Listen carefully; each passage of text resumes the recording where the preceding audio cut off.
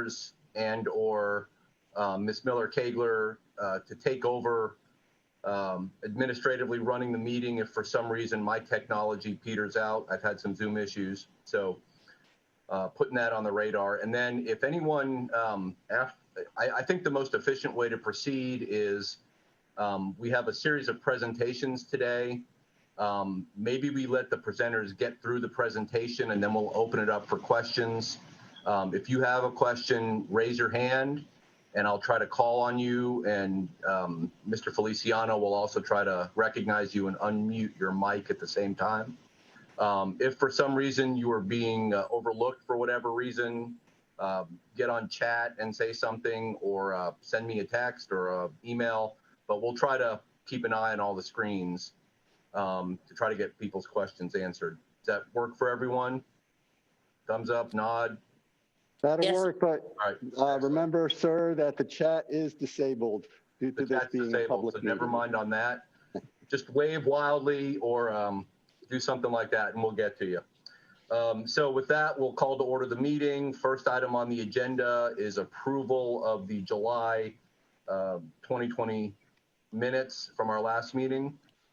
Can I get a motion on that, please? Dr. Bringman so moves. I will second, since we're waiting on Ms. Hines. All in favor? Aye. All right, that passes. Second item, or next item on the agenda, approval of today's agenda. Dr. Bringman moves. I second. All in favor? Aye. And that passes as well. The other housekeeping item I will mention is we are working on dates for future meetings. Once we coordinate with the rest of the committee members and our district staff, we will circle back and announce those dates for meetings in 2021. And with that, let's roll into ESPLOST revenues and budget. Mr. Cashmore, can you hear me? I can hear you, yes. Okay, good. We are going to, if you would, the chair will allow me to reorder just a minute. Our finance team is in the process of coming forward to discuss the financials. So with your approval, along with the approval of the other committee members, that we will go into operations presentation. And as soon as we get nods up from the financial team, we'll come back with the financial that's acceptable. No problem. So with your approval, we'll be moving into operations updates. Good morning, all. Thank you. We have been away for a while, but the good thing about what we do as it relates to capital projects in ESPLOST, we bring before the board quarterly updates as it relates to ESPLOST. But CIC gives us an opportunity to have direct dialogue and to discuss specific areas as we continue with our ESPLOST program. And what I wanted to do this morning as a part of one of the presentations is talk a little bit about our capital projects program as a whole. Spend a little bit of time talking about local MWBE, what those guidelines are, how we manage that piece. Certainly all of us are aware that the legal ramifications that guide us as to what we can do, what we can't do. But I can assure you that we have a commitment based on the directive from the board that we're going to do everything that we can within the confines of the rules, the regulations, and the laws to ensure that we maximize local minority participation.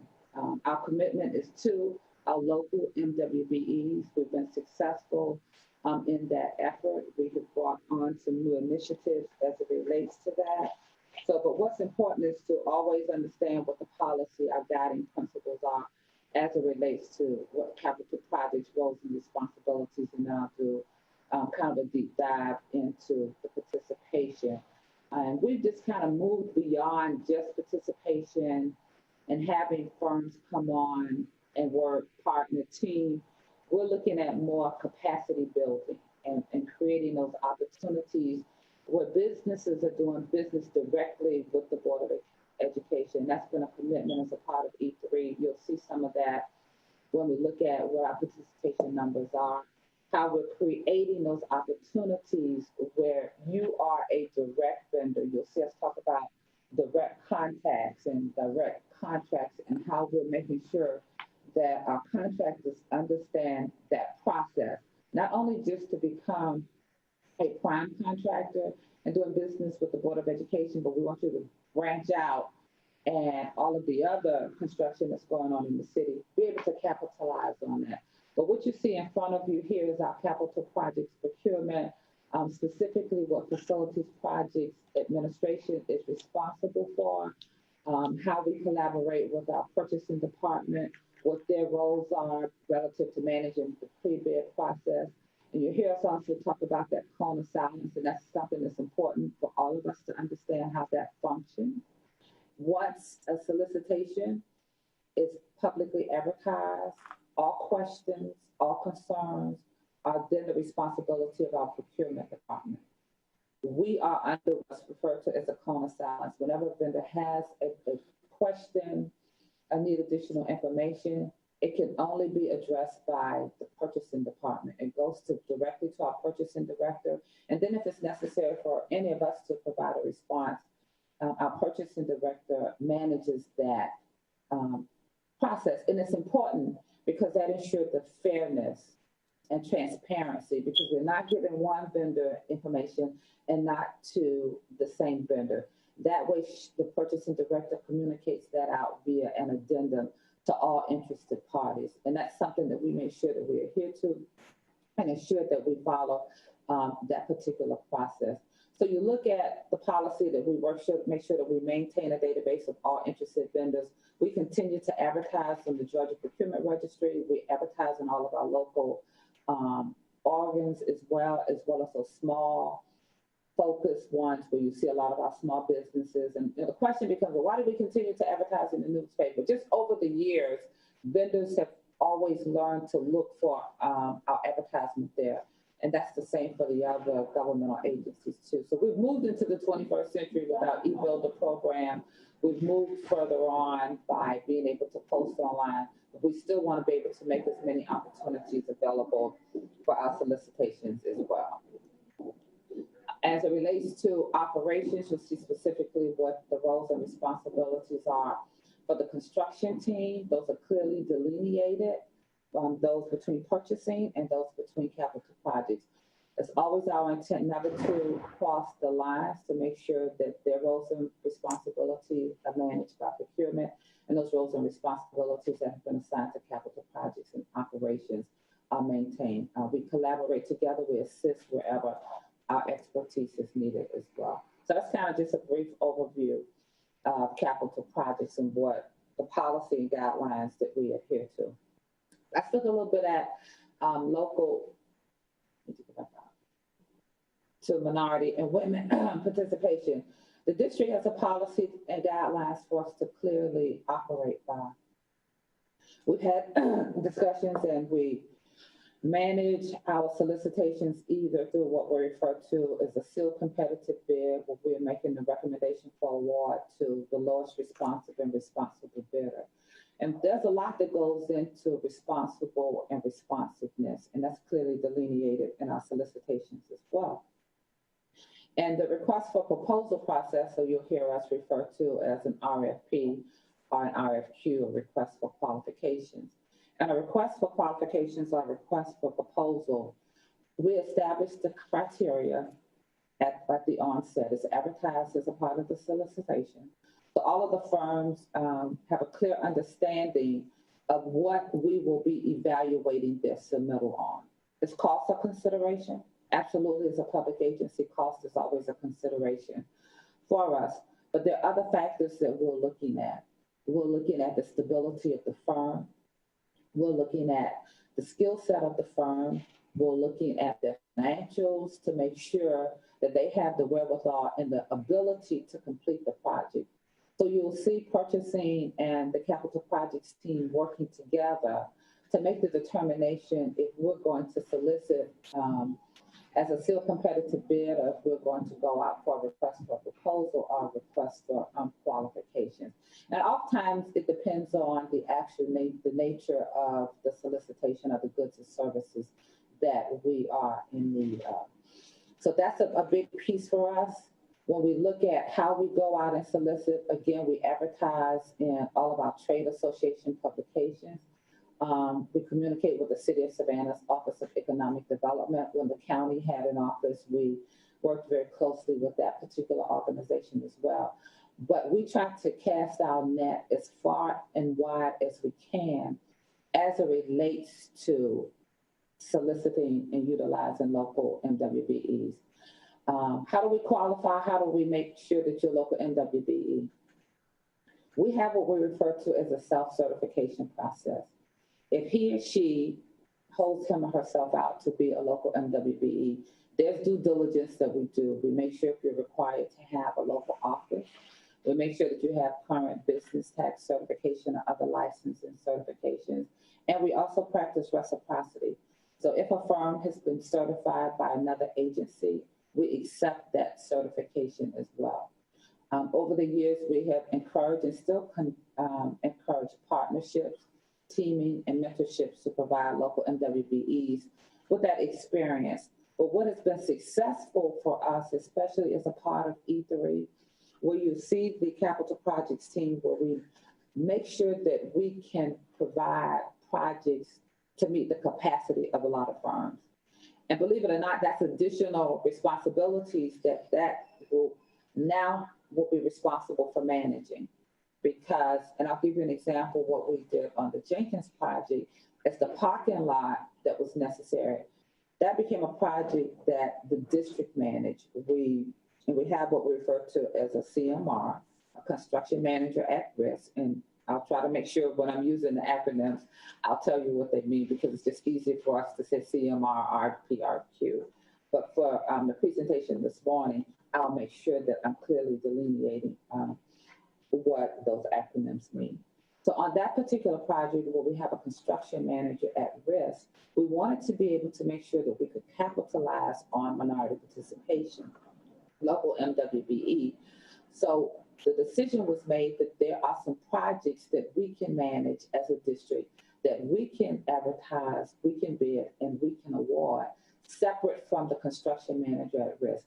Did not create a project or a problem for the CMR, because the parking lot needed to be completed prior to the demolition and the start of that particular project. So we were able to manage some of those smaller projects, and you'll see us doing more of that as it relates to making sure that we can build capacity in our local MWBEs, because we don't always want to see our local MWBEs serving as a subcontractor to a prime contractor. So when we're talking about promoting capacity building, it's having them have the wherewithal and the ability to serve as a prime contractor, to have a contract awarded from the district directly to that firm.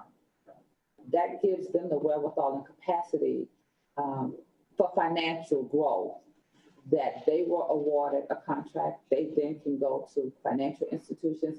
This is a contract, this is an award from Savannah, Chatham County Public School District. So those are some of the things that you'll see us doing more of. We have been successful. Is it a little more time consuming? Is it additional work for the staff? Absolutely. But based on the commitment of this board, of this district, staff understands how important it is to help create those opportunities.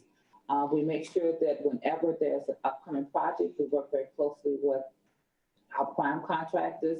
We attend those meetings, those matchmaking meetings, to make sure that there's an introduction of potential subcontractors to those major and prime contractors.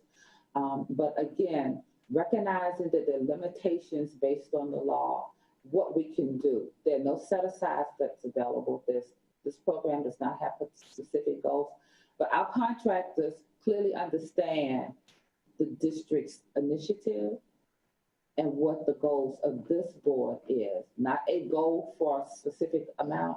If you look at what our participation levels have been in Savannah Chatham Public School District, we oftentimes get the questions from a lot of our colleagues, and how are you all doing it? How do you all make it work and you keep your projects on schedule? And right now you see us with cost savings on projects by being able to go in and take advantage of negotiating with our prime contractors, making sure that they understand the district's initiative and making sure that staff will continue to bring those forward. Next slide, please. So again, this gives you what it's a classifications when we're looking at local MWBE, what makes a particular firm eligible to be referred to as an African-American firm, a Hispanic firm, an Asian-American, and an American African. So we continue to venture, we continue to make sure that our policies and our procedures are out front. Whenever we have a pre-bid conference, we make sure that we're clearly communicating the district's policy and the district's initiative relative to local MWBE. We want to make sure that those strategies are in place to make sure that our prime contractors are maximizing their utilization. Make sure that they are reaching out and clearly communicating what those opportunities are. Do we see different opportunities on different projects? Yes, we do. Do we work with our contractors? Absolutely.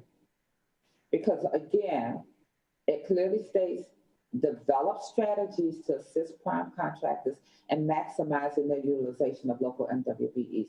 So that's our responsibility. That's our role to make sure that we're communicating and assisting to provide them with, we can't tell a prime contractor who to award to. We make the information available to them as to those firms who have expressed an interest in doing business on some of our projects. Again, we develop and provide informational sessions in collaboration with our prime contractors and make sure we provide them a list of vendors if that's something that's not accessible. And we had a practice where we're making sure that we would post list of vendors on our website to make it accessible to our prime contractors as well. We make sure that we audit and to ensure that our local MWBEs are paid in a timely manner. That in E2 was an issue for us, not only for the local MWBEs, but for our prime contractors as well. So having an opportunity to develop processes, making sure that those pay applications were received in a timely manner, reviewed and executed, and payment was issued in a timely manner. So we have improved that timeline probably 100-fold. We don't get as many calls or concerns about payment. Whenever subcontractors call, local MWBE, any contractor call relative to a payment issue, we make sure that first our due diligence has been done, and we have paid our prime contractors so they can ensure that our local MWBE firms continue to be paid in a timely manner. And one of the good things about being able to have small contractors work directly for us, they're being paid directly by the school district. You'll see now that we have what we call CMAs, those are our construction managers, that we have that help assist on some of the projects that we're responsible for. And again, those are direct contracts with the district as well. And those are 3 local MWBE firms that we have made assignments to. So we have worked on our end as diligently as we could possibly do, again, within the legal ramifications to increase local minority participation. Are there opportunities when we have to remind contractors of what our rules and regulations are and what the expectations are? Absolutely. This is our 3rd ESPLOST, which is, 15 years. We're close to being 15 years. So we have made major strides. Would we like to see more? Absolutely. Do we want to see our participation levels increase? Absolutely. Because we refer to ESPLOST as an economic stimulus in this community. When a lot of businesses, unfortunately, as a result of the pandemic, when we saw businesses close, our construction projects continued. We were able to open the new White Block. We were able to open the new Island Stadium. We were able to bid the $118 million multi-campus site. Progress is continuing on our New Hampstead K-8. Progress is continuing on the new high school stadium over at Savannah High. Jacobs High School. So work is continuing. So it is a stimulus for this community, and we want to make sure that our local MWBE firms, where our families, our students, parents are living in this community. So that's the commitment from the board. Oftentimes we have to make sure that we, again, are following the rules and regulations, but that's our attempt to make sure that we are building capacity. We can, if you want me to stop at this point, Mr. Kaczmarek, we want us to look, briefly at some of those direct contracts that I mentioned. You can see the actual project here. You'll be able to see the name of the firm and the amount that we have awarded in regards to local contracts. You'll be able to see MWBE. You see architectural firms. You see engineering firms. You see the gamut of goods and services that we procure on our projects. In each individual project, you'll see who those companies are. Ms. Miller-Kegler, thank you, and we'll open it up for questions in a second. I just want to say, though, for those of you who've been working with the district for a while, I think we all recognize what a great job Dr. Levette and you and your team have done in really focusing on expanding our efforts with local and MWBE outreach and contracting. We've gotten creative in terms of doing direct contracting to try to really build capacity. For those who aren't aware, our percentage numbers are typically much higher than other school districts around the state and other governments in the area. I think we've done a great job in really advancing those goals. So kudos to our staffs. It doesn't mean that we are not going to continue to move forward on those issues and try to get even better. But we've come a long way in over the ESPLOSTs that we've had in place. So with that, any questions or comments from anyone before we move on? I'm looking for hands. Or Dr. Howard Hall? Yes, I saw the list for the K-12 multi-campus, but it was small and I really couldn't see it like I wanted to. Is that list solidified? And if they could read those vendors for us, because I really couldn't see it and it kind of went by a little fast. So I guess the first question is, has the list been solidified for the LWMBEs for the Groves multi-campus project? Okay, Dr. Hall, for the Groves multi-campus, what you see on that list is past contracts that we had in place that have completed. The multi-campus list is not final. We gave CPPI until June to give us a final list. They gave us an indication of some of the contractors that was going to be on that particular project. We were not satisfied with the amount of participation, and so we gave them until June. We also gave them, and you probably saw that in addendum, we made an addendum to that contract to enforce that.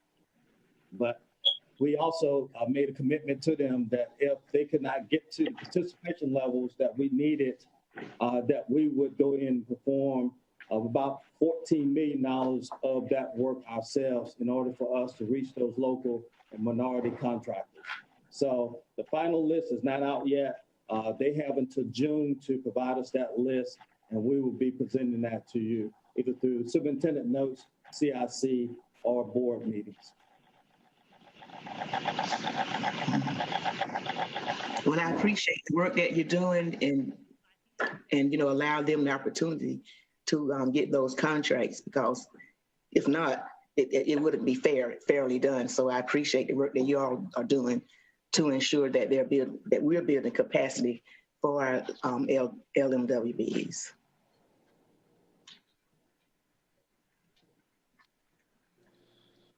Thank you, Dr. Howard Hall. Any other questions or comments before we move on? Mr. Cashmore, I have my hand up. I guess you can't see it. Ms. Hall? Good morning. Yes, very quick.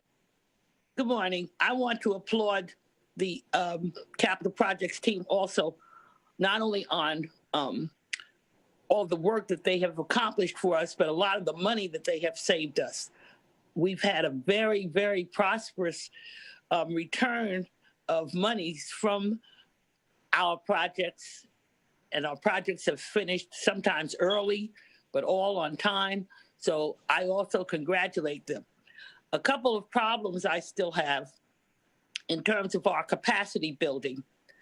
We said, Ms. Kegler said stability, skill set, financials, those are the kinds of things we look at with our local and minority vendors. However, I want to know more about what we are doing, what our commitment is in terms of helping to build that capacity, especially in terms of financials. We deposit our funds across this county in many of these banks, and we're very, very profitable customers on their behalf. What are the banks doing? What are the financial institutions doing to help our vendors who need financial backing, financial buildup, for financial know-how? What are we doing to form a partnership with those banks? We deposit in that endeavor. So while I'm very happy with the progress we have made, I still feel there's much we can do to make sure that the tax dollars that we're using for our projects stay mainly in our area. Thank you. Thank you, Ms. Hall. That may be a more extensive offline conversation that you have with the superintendent and Ms. Miller-Kegler. And maybe we can get back to the CIC at a future time to kind of expound on those specifics, but those are good points. And I'll make a note to follow up on those. Any other comments or questions? Mr. Cashmore, I would like to just comment on that particular question. Most of our small contractors that we work with, because of not having direct contracts, normally would not be able to get financing through our normal process. But we do have an agreement with SBA that we take over our contracts, and we work with our contractors through our community partners with Vanguard to ensure that they do get qualified. And so one of the small contractors that we just did got a $50,000 loan from SBA as a result of that. But most of our contractors that we're trying to build that capacity has never had an opportunity to actually have a direct contract. It's like building credit. Without that, you just can't get a loan because you don't have the history. But we do have a program in place to provide with SBA, which is basically Small Business Administration for those small contractors, to get them a track record. And then once they get that track record, then they can go on to the local banks to actually get a loan. But most of the contractors that we're trying to help, and why we went to direct contract with them, is to create that track record so they can go out and get loans from these traditional banks. But a traditional bank will not lend to you if you don't have the credit history. And Mr. Bozeman, I'll add to that, not only the lending, but on the insurance side as well. If we're handling things directly, it gives some more flexibility in allowing them to qualify potentially for some projects. That is correct.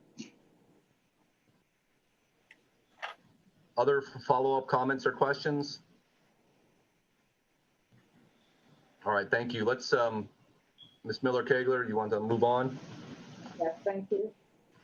Unless there are any other comments, any other board member comments, any other comments? No. Okay, we can move on. All right, so we're in our 5th year of a 6-year program schedule, and the program is progressing good. We do have some projects that are being somewhat delayed by supplier issues, and as we go through the project updates, I will bring those to your attention. From a budget standpoint, unallocated for E2 which we're trying to close out. E1 will be closed out, I believe, by next update. We went back and took a look at all of the projects there, and so we're down to approximately less than $100,000 in E1, so we'll be closing that out. We're also looking at E2 and making sure that we close it out as well. Just recently, we have received most of our capital outlay money, so you'll be seeing that as recognized funds in our next financial update. And then as we continue to close out these open projects like White Bluff, you'll start seeing those funds inside of unallocated. We got a potential to have an unallocated by the next update, a little over $4.9 million. And this can go to other projects. Not sure if you can see that, but one of the things I want to highlight for you is this is our budget status report for our 5-year program.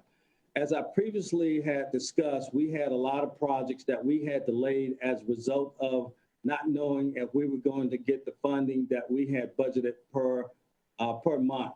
But as you can see, that all of those projects that we had on hold, we're now doing those projects. So there's no more salmon colors. So all of the projects and the renovations that we're now doing, and we have projected our income and our revenues out to 2023 as a result of the Groves project itself. So everything that we said we was going to do in our prior list is in this project budget status report. And here's the active projects that is a result of that, of those adjustments. Talked about Jenkins. Jenkins is still on schedule to open. The great thing about Jenkins, it is an occupied campus, so they'll walk in one door and out the other door. But we are basically met a great milestone in being weather tight, and so that project is progressing well as well. And some pictures of it.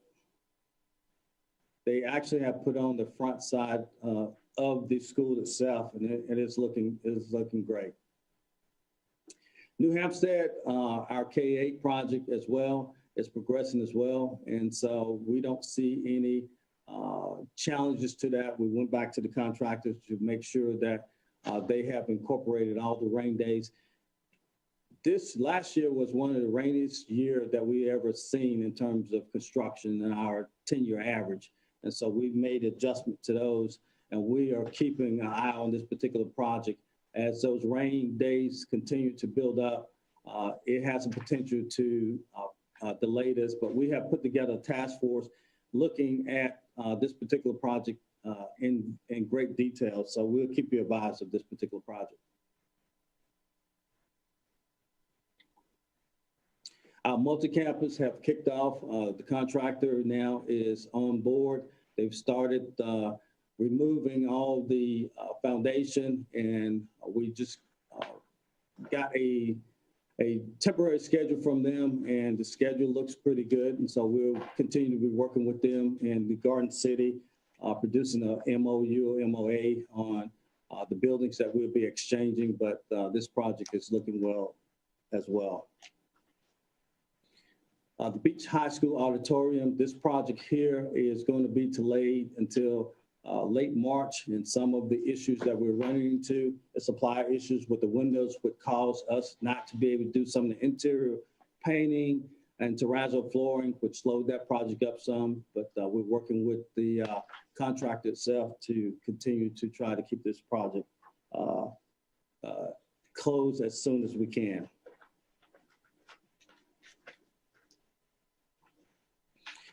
Beach High School has an additional parking lot because of the gym capacity. We wanted to make sure that we was good neighbors to the neighborhood, so we created a additional parking lot in the back of it.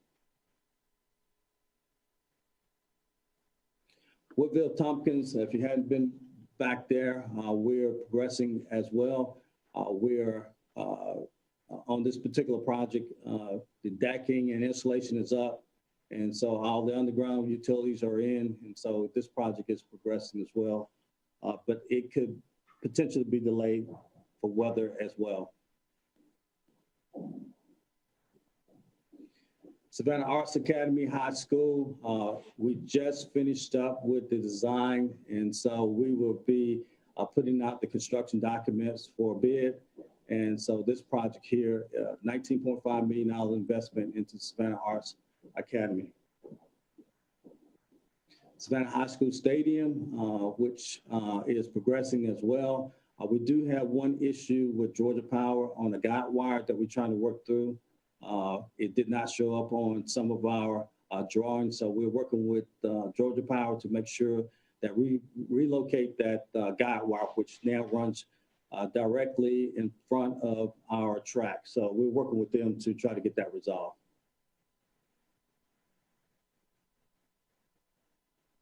Allen's High School roof replacement, as you could probably see in our renovations, we're going after all our roofs and HVACs for our school system. So this is one of the projects that are in our design, and I believe it's just finished up, and Metalcraft has the contract for this particular roof, $2.7 million.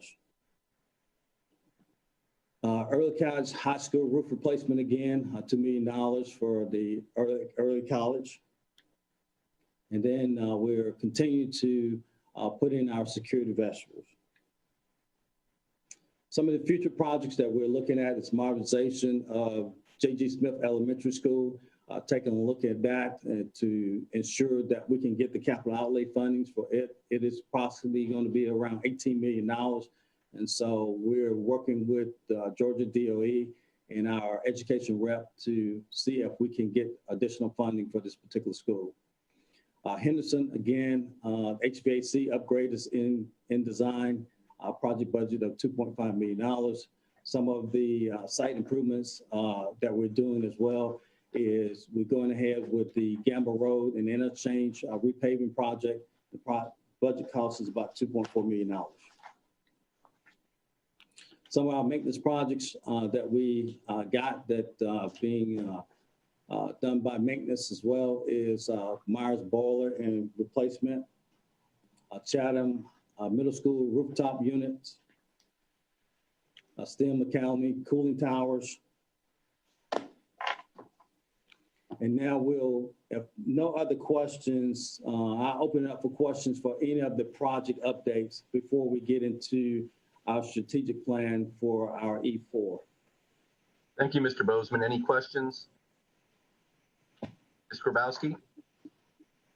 Thank you for the update. For the scoping in particular of Jacob G. Smith, since that's going to be a pretty significant project, are we working with the principal and school teachers and staff in the development of that scope? Yes, as part of our design guidelines, what we do is called programming.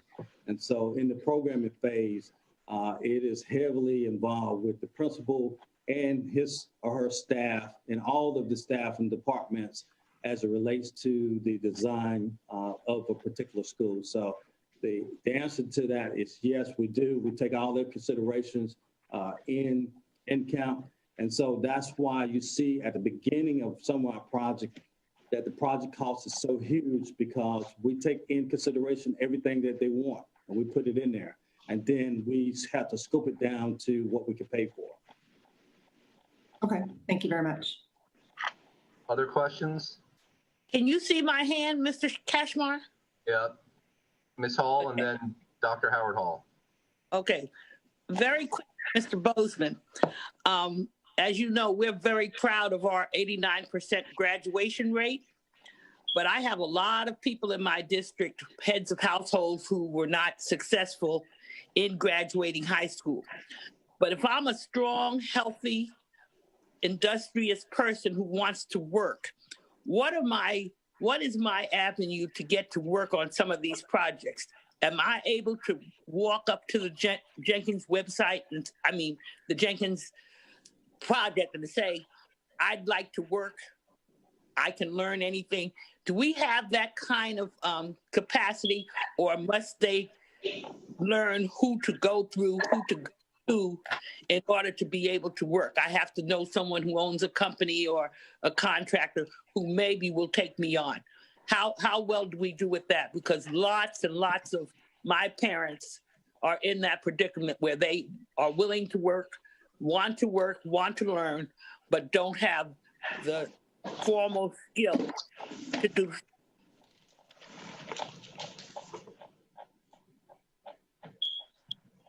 That was for Mr. Bozeman, if he can hear me. Yes, so we have an outreach program that we do with Vanguard. And so every time we have a project that goes out for bid and we find out who the contractor is, we reach down to those low-level contractors that are probably a sub to a sub to a sub. And for example, on Jenkins, we have already reached out to J.E. Dunn, and we asked them to go out and they do solicitations out to the local area for construction area cleanup, those contracts that we can really get folks in pretty quickly and spread that cost out to the rest of the community. So through Vanguard, we have a opportunity where we would bring in all the contractors that is on our list. And one of the things that we ask them to do is make sure that they are hiring local people that is part of that community. And so we've done that with J.E. Dunn, we've done that through Vanguard, and a lot of the opportunities that you see, JT Maddox is a prime example. He was a contractor that was a sub to sub to sub, and now he's a prime contractor for us. So that is what we do. We reach out to him. He came to one of our meetings, and he said that he wanted to do business with us. So we, first of all, we gave him a direct contract. Then we aligned him with J.E. Dunn, who have given him a contract. Now on this new project, he is a prime contractor. So he went from $50,000 to probably about $800,000 in just that process. So we do reach out to a lot of the folks that work in the community to get them aligned in partnership. But we do put out through emails and also through advertisement of what we're going to be doing on these particular projects. And we get a lot of participation from the community and from people that want to work on these projects. Okay, well, I appreciate that very much because I always want us to keep in mind the fact that as we launch E4, we need the votes of everyone in this community. And as Ms. Kagler said, we are a stimulus building entity in terms of our ESPLOST program, but we've got to reach all of our voters so that they feel a connection between what we're asking them to vote for and what they actually see can be accomplished in their lives. So I appreciate it very much. Thank you.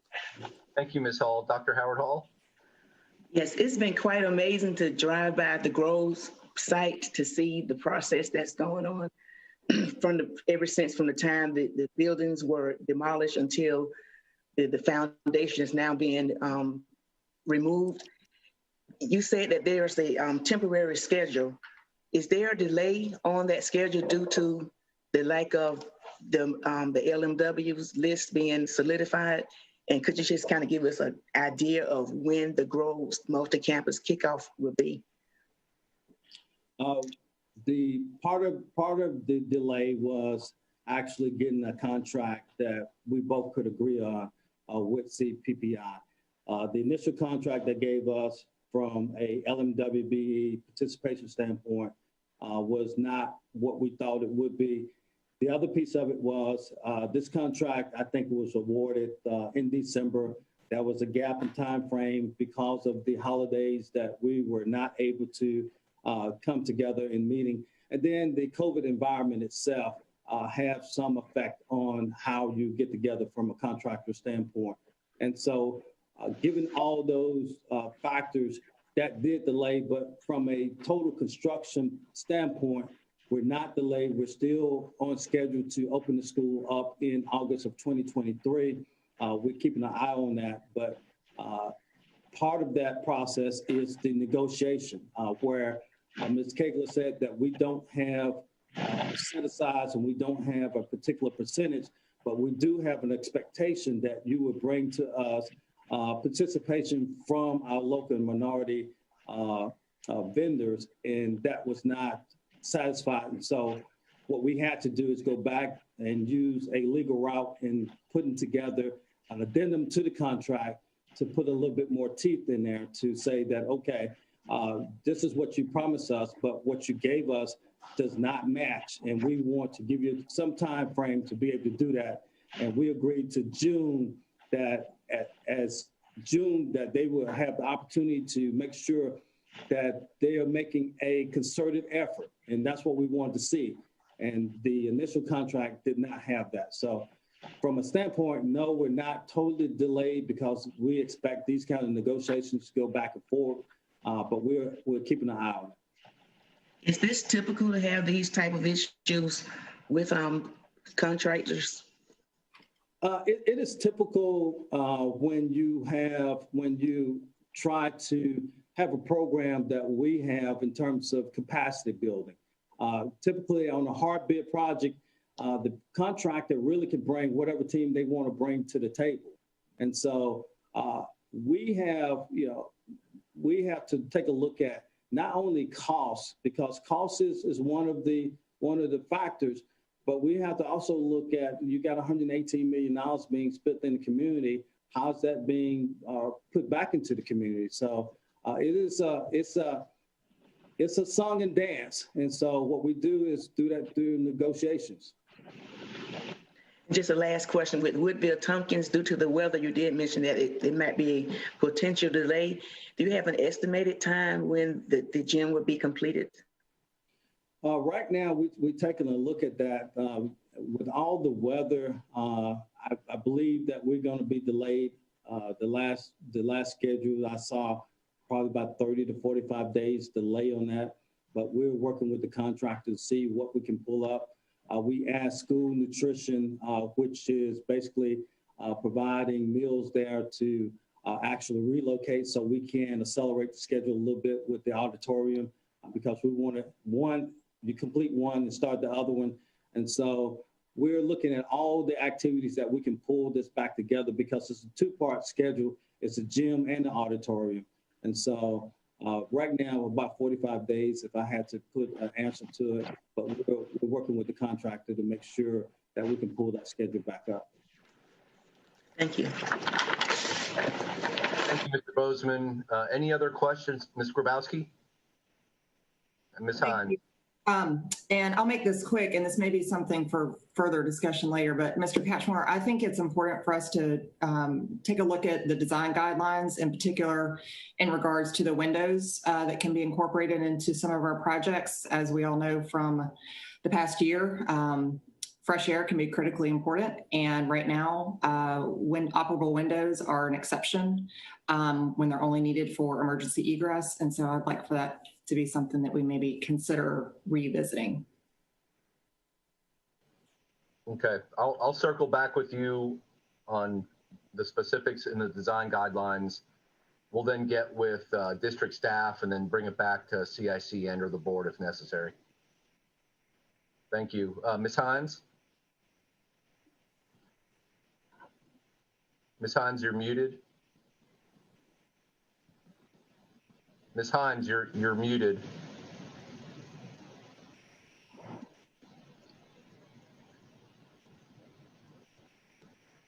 Ms. Hines, you're still muted. We can't hear you.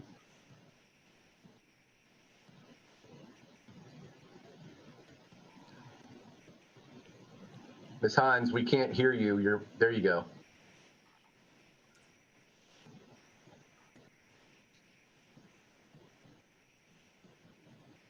Ms. Hines, I can't hear Ms. Hines. Can anyone else? No, she's probably having technical difficulties with her computer. She is unmuted. Okay. Ms. Hines, we can't hear you right now. If your technical issues get resolved, raise your hand and I'll call on you again, okay? I'm sorry. Any other questions before we move on to our E4 planning? Mr. Catchmore, if you don't mind, our finance team is ready. They are available. So do you want to bring them in at this point, or do you want us to proceed, have them present at the end? What's your desire? Let's do the finance report now then, if they're available. Thank you. Okay. So Ms. Nathaniel, are you and your team on?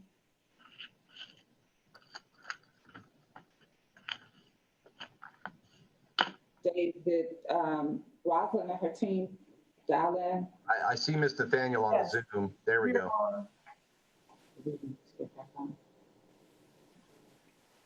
Okay, we're gonna go back up. If you could get back to page 21.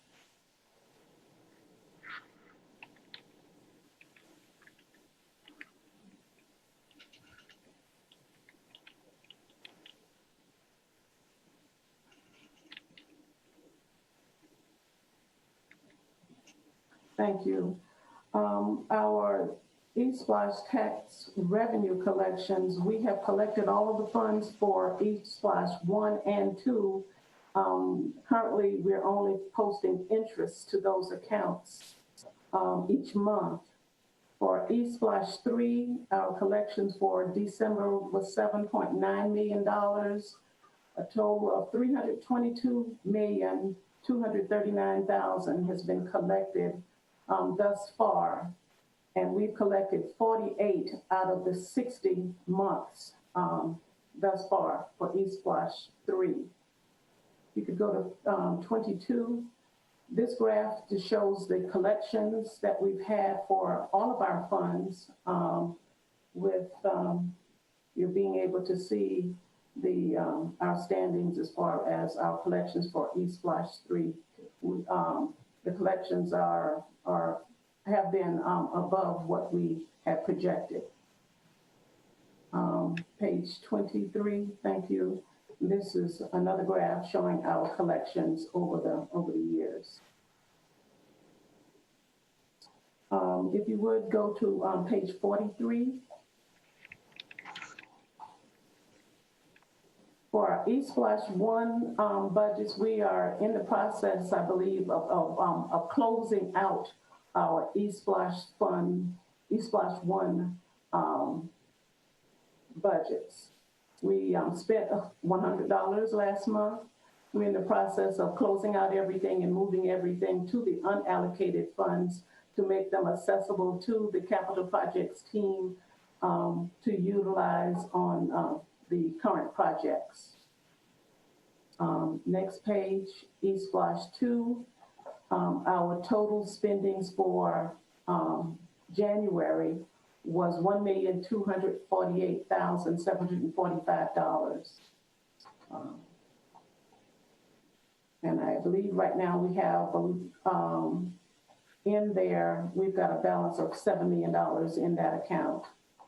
In ESPLOST 3, the total spendings for the month of January was $3,339,000.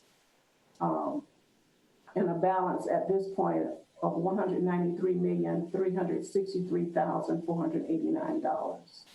So at this point, as far as our revenues, collections for ESPLOST 3, the economy doesn't seem to have affected us, and the collections have been above budget the past couple of months. Do you have any questions on the ESPLOST revenues or expenditures?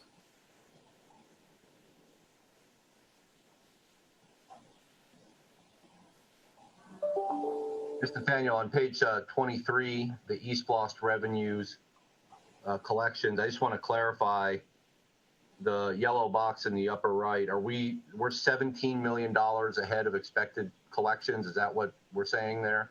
We are, yes, sir. Okay. Any other questions for Ms. Nathaniel on our finance or budgeting for E1, E2, or E3? All right, seeing none, thank you very much. And let's move Ms. Miller-Kegler to our E4 planning. Thank you. Mr. Cashmore, please. Yeah, Dr. Levette.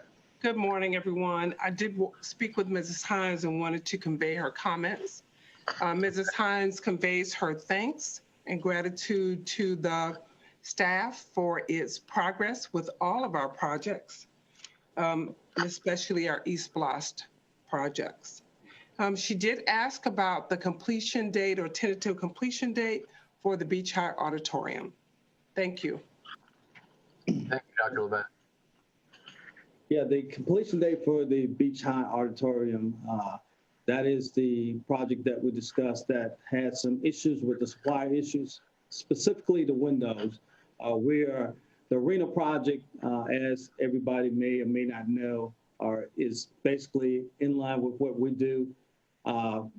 They had a bigger window in terms of the contract for windows, and so we're working with that supplier. We did finally get the windows in, but without having the windows in, you really can't do anything interior in the interior spaces because of the moisture and humidity. So it delayed the painting and also delayed some of the terrazzo floors. So now we have the windows in, we should start to see a pickup on that particular project, but we're expecting that project to be completed by March.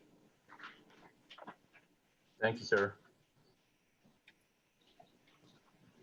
Any follow-up questions on that? No. Okay, thanks. Let's move forward with E4. Thank you, sir. I want to briefly, and we'll keep in front of you our progress as it relates to ESPLOST 4. Planning for that. We're planning for success, just as we have been with ESPLOST 1, 2, and 3, recognizing that each iteration of ESPLOST, it is our intent to attempt to be successful and continue to be able to, one, be an economic stimulus, be able to satisfy the overall, not just building needs of the district, but if you go back to that first page, you'll be able to see what the list was that was brought before the board for consideration. That will be a part of the referendum. As you are aware, we've been able to retire our debt. As a result of ESPLOST, you'll see the proposed projects based on a successful referendum. There'll be upgrades to sites, modifications, modernization to sites, other construction and upgrades as needed across the district, roof repairs, security upgrades, certainly being able to upgrade our technology needs, being able to provide computers as well as communication systems. For the first time as a part of E3, it was an opportunity for us to move some of our bus purchases from the general fund over to our ESPLOST budget. So that was about $3 million that we were able to relieve from the general fund. So you'll see what's proposed, what is voted on for the E4 referendum. Again, recognizing all of the areas that's necessary for us to have a successful ESPLOST approval or referendum and adoption. This proposed timeline is illustrative only. I had an opportunity to dialogue with our attorney, Lee Holiday. We put together what we want to use as a timeline. You'll see the dates, you'll see the description of tasks.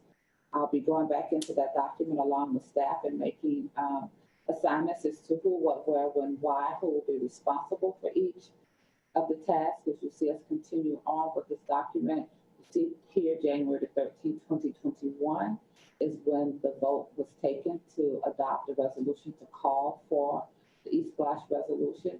Based on Mr. Holiday's conversation with the Board of Election, you'll see what those proposed dates are for communicating when to have the resolution to the Board of Elections, based on the fact that our referendum date is not until November. But it's going to be imperative for us that we keep this timeline in front of us. And again, assignments will be made. You'll see the next time this comes before you, you will see who will be accountable for each of these tasks. But as a minimum, I wanted to bring before you this morning the dates, the recommended dates, as well as the descriptions, but then we will be making assignments as to who will be accountable for ensuring that these timelines are met in a timely manner. Next slide. You'll see additional tasks as it relates to making sure that advertisement is met, making sure that we get them publicized in a timely manner to meet the weeks that are listed here. The last day to register to vote in the election, we'll make sure that's a part of our communication. And then we'll be looking forward to a successful ESPLOST on November the 2nd, 2021. And you'll see what those post-election requirements will be, and that will be tasked out as well. Just kind of bringing it all together in one document that we'll keep in front of staff as well as with our legal team who we'll be working with. You'll see what those specific tasks will be for us to complete in a timely manner. I will be expanding our do's and don'ts. It's generally about a 5-6 page document. I'm working with the attorneys to make sure that we can get that updated as soon as possible. But these are existing policies that we included in our previous do's and don'ts of campaigning. What our roles and responsibilities are, what we're prohibited from doing as board employees are clearly delineated. We'll make sure that all parties who will be involved, who will be accountable as a part of the ESPLOST process, will know exactly what the board policy is relative to political endorsements. And this is a political effort because it requires the voters to cast a vote for ESPLOST. So we have certainly started working. We've kicked off our planning on this end, and we'll make sure that all who are a part of it are clearly will clearly communicate the do's and don'ts. Next policy, please.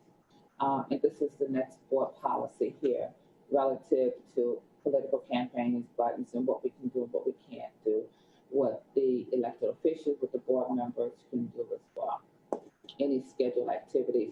But what we've done in the past, and you'll see here on the next slide, please, the efforts that we'll put in place. You know, we've had board member input. We've actually had board members included a part of the planning process for the projects.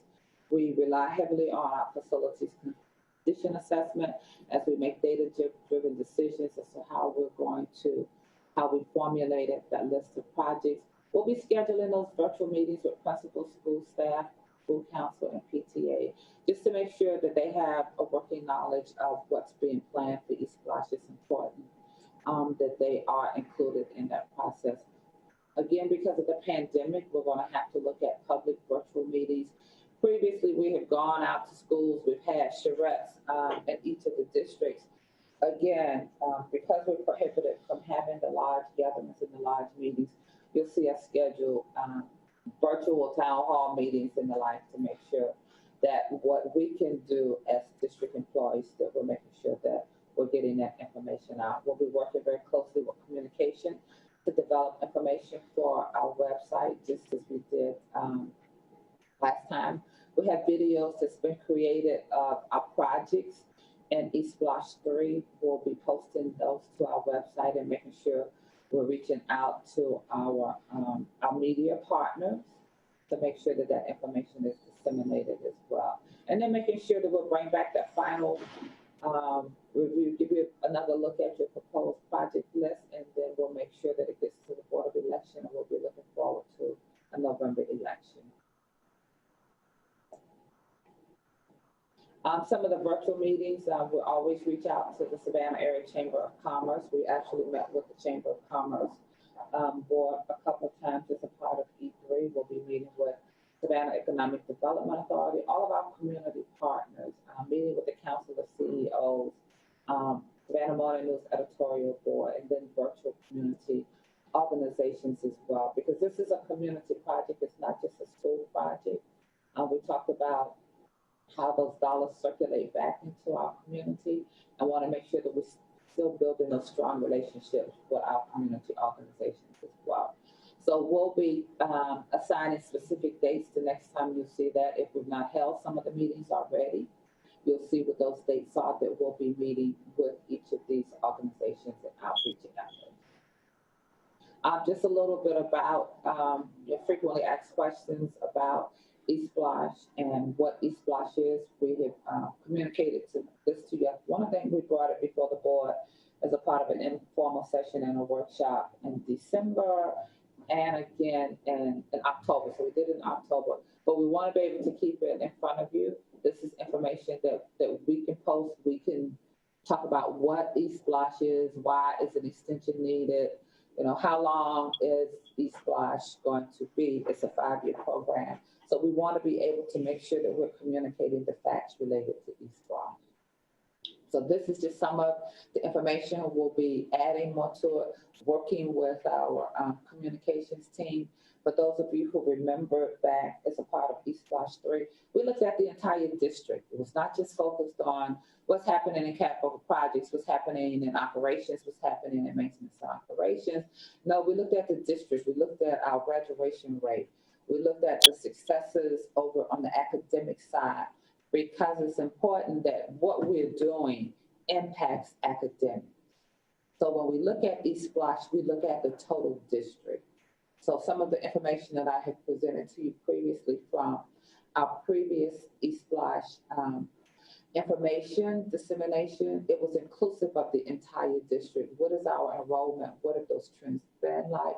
What are those trends? What are those projections now? How successful we've been with capital outlay dollars, how we've been able to change grade bands, how we've been able to, we've taken a school that we've relocated students and built into Savannah High, and how we've created the Savannah Arts Academy. We'll be talking about some of our student interns. We started an internship program as a result of our conversations on the Jenkins High School projects, where we actually bring in engineering students. Not only did they work with us here at Capital Project, but we had them assigned over working with some of our architectural firms and engineering firms. So that's our commitment as a part of ESPLOST. We were able to fund the students who work directly in the district, and had our partners, our architect firms, our engineering firms, actually have some of our students working with them, working on the project. So those are the things that you'll see us put together and use as a communication tool for outreach that we can use. All of the things that are happening in the district will be a part of the total package that we will prepare as a part of our strategic plan. What happens if you approve? We're looking forward to a successful technology. That's a big push for us right now. We talk about that digital divide. I mean, we're now able to provide hotspots as a part of our partnerships, being able to provide Chromebooks as a result of funding from ESPLOST, as well as partnerships from the community as well. So you'll see all of that coming together in one package that we'll use as our communication tool. And those areas where we cannot, based on the policy, where we cannot go out and raise funds, we'll be working with our community partners for those particular efforts. Again, what will happen if you approve it? You've given us a 5-year plan to go out again, renovate, build, HVAC, roof repairs, upgrades to facilities, school buses, technology, and security as well. And again, those are the babies that we serve. Those are the babies that we want to make sure that you can see we're keeping them safe in our schools right now. And we want to continue that effort as well into 2027. And information for the voters will be a part of our communication plan as well. Talked a little bit about local MWBE. This is what our successes have been.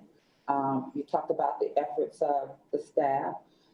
They have really paid attention to what we hear from the board, directive from the superintendent as it relates to an economic stimulus and making sure that the pie is spread around. And you see some of the results as it relates to that. Again, that's the list of your projects, the proposed costs. And remember, these are budgets that we're setting out 5 years in advance. So those of you who are going to be on the board 4 years from now, and you'll come back and say, well, you told me this is what it's going to cost. Those are our best projections right now. So you'll probably, hopefully, see some strong negotiation skills where we can be able to hold those costs as closely as we can. Your proposed budget for each of the categories. So when we talk about a strategic plan, we're continuing to refine that. Certainly, we're open to your any suggestions or recommendations. We'll be able to share the final document with you. So when you're out, when you're invited out virtually, you'll be able to speak to it as well. Thank you, Mr. Cashmore. Thank you, Ms. Miller-Kegler, and to you and Mr. Bozeman and your team for putting together that comprehensive summary of the E4 and what our plan is. I look forward to all of us getting out there and answering questions and abiding by the guidelines at the same time. Any questions or comments on the E4 plan that we've just reviewed? Dr. Brinkman?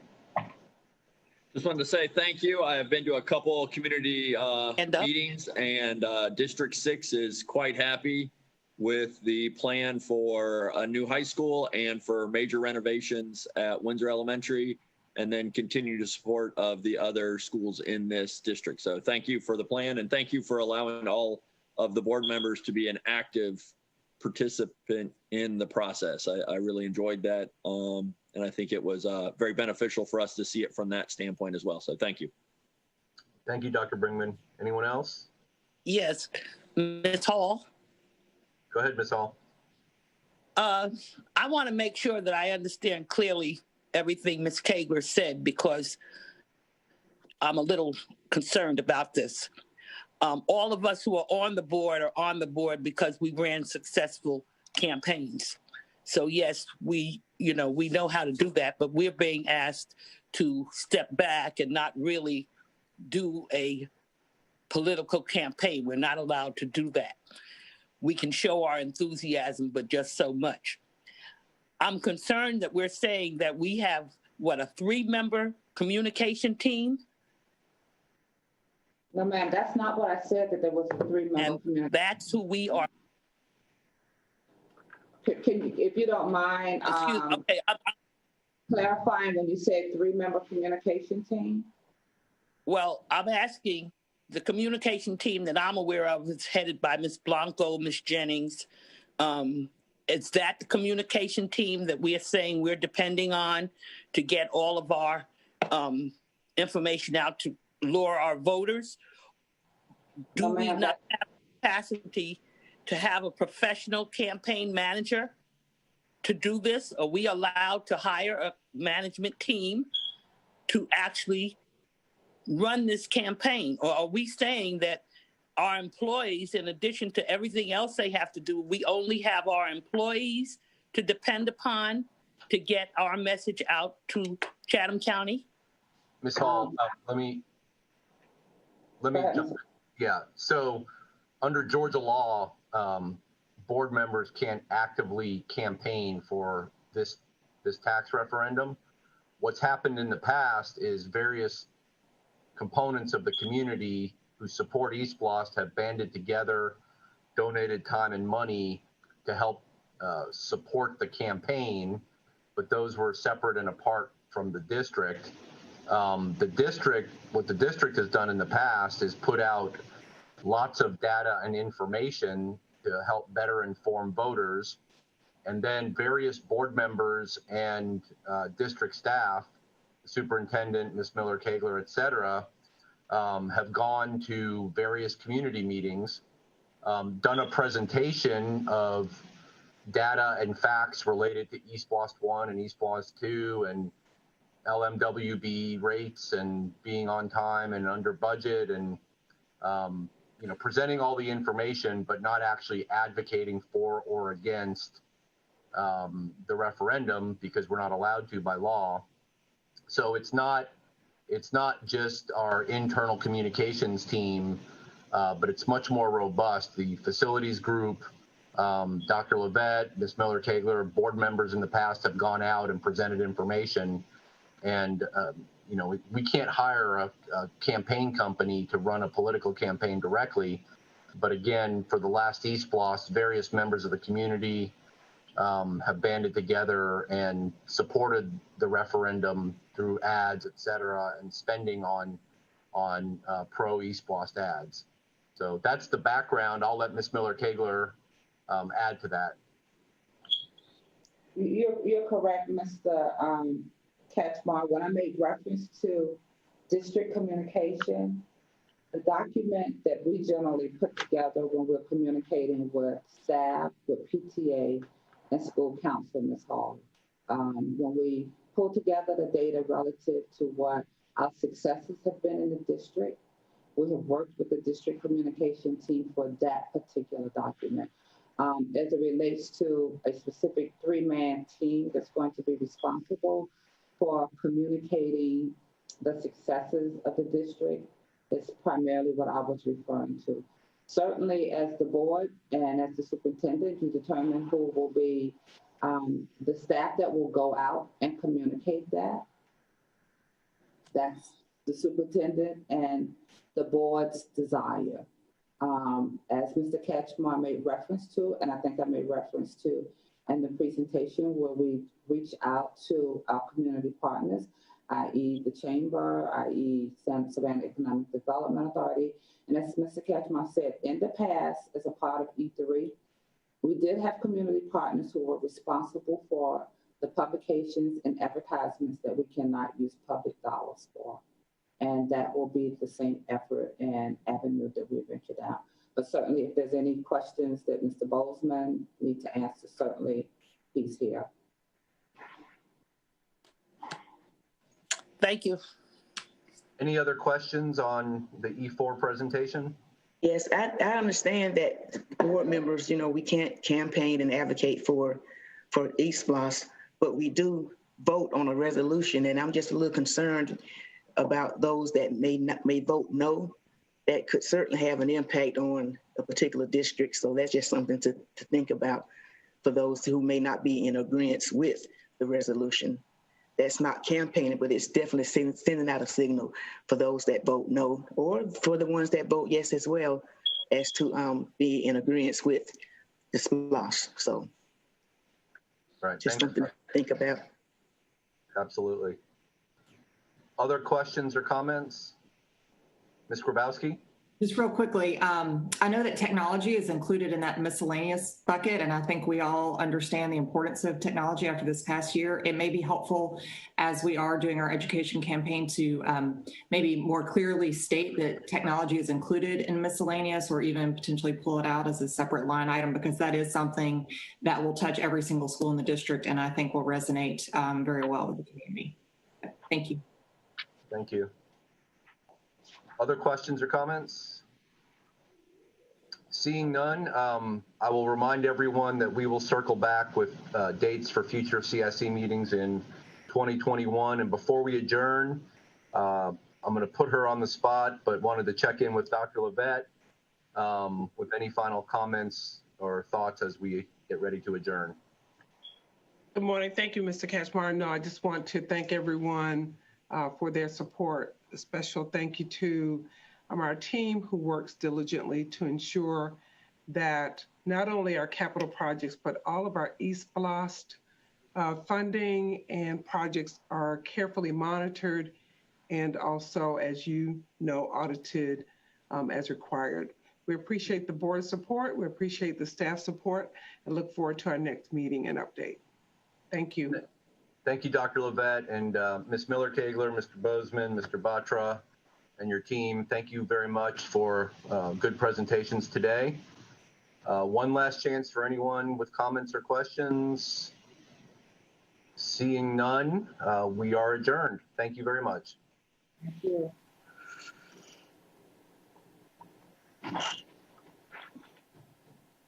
Done.